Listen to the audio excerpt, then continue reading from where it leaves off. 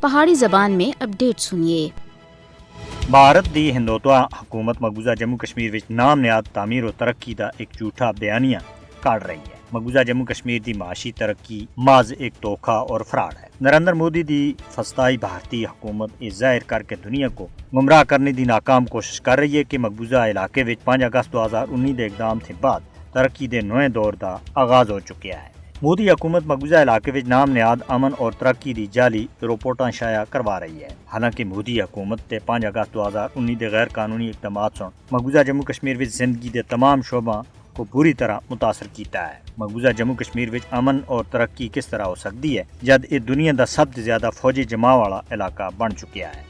ترقی آننے دی آڑ وچ مودی حکومت مقبوضہ علاقے دے دروازے بھارتی سرمایہ کاراں دے واسطے کھول رہی ہے۔ کوئی بھی سمجھدار سرمایہ کار علاقے وچ سرمایہ کاری کرنے دے بارے وچ سوچ بھی نہیں سکدا جد کہ خطے وچ ایک جوہری فلیش پوائنٹ بن چکیا ہے۔ کشمیریاں دا اولین مطالبہ اقوام متحدہ دی زیر نگرانی رائے شماری ہے۔ کشمیری امن اور ترقی دے خلاف کسی بھی صورت وچ نہیں ہے، لیکن بھارتی غلامی دے توق کو توڑنا اور اقوام متحدہ دی سرپرستی وچ رائے شماری انہاں دا حق بھی ہے اور اولین ترجیح بھی اور مقصد بھی۔